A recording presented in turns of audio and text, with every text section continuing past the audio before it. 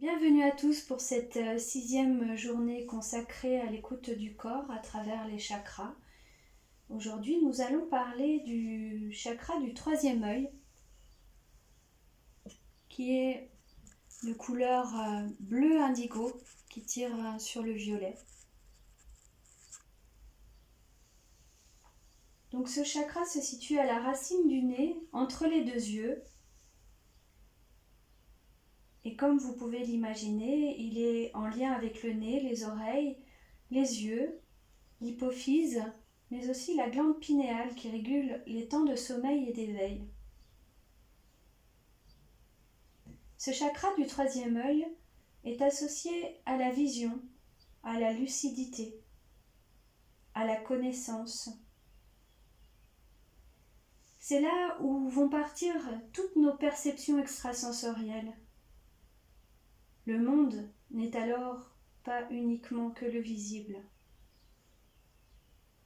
Il est le centre de l'intuition, de la conscience, de la clairvoyance, le lieu du discernement, de l'ouverture à cette conscience et à l'éveil spirituel.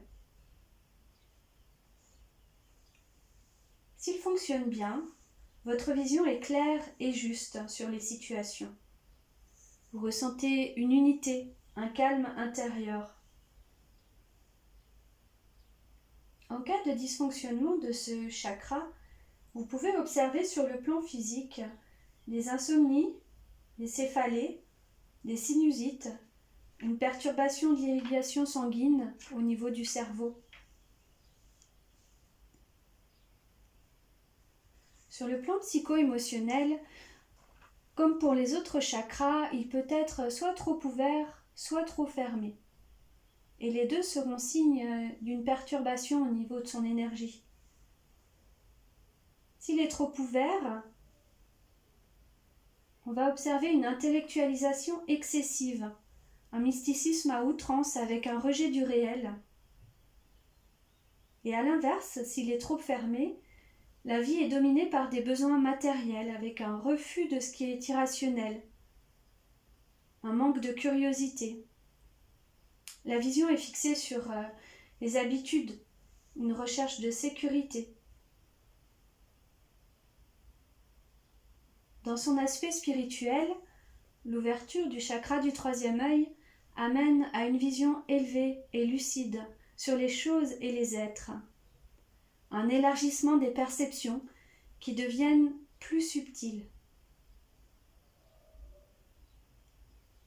Alors pour alimenter l'énergie de ce centre énergétique, il va s'agir d'être à l'écoute de ses perceptions intérieures et de son intuition.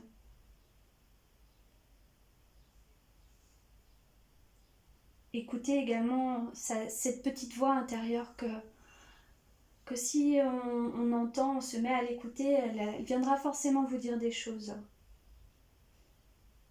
Et c'est en quelque sorte une invitation à voir un petit peu plus loin que le bout de son nez. Et puis, entourez-vous de bleu, de ce beau bleu intense, indigo, doux.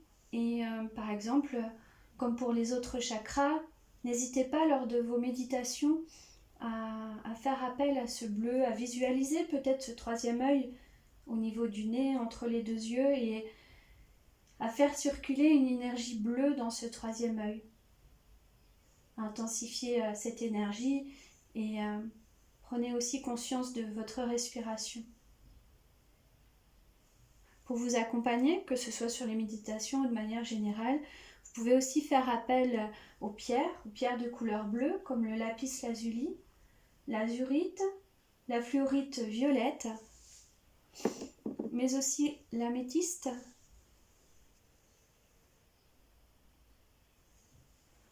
ou une pierre que j'aime beaucoup, qui s'appelle le quartz aqua aura.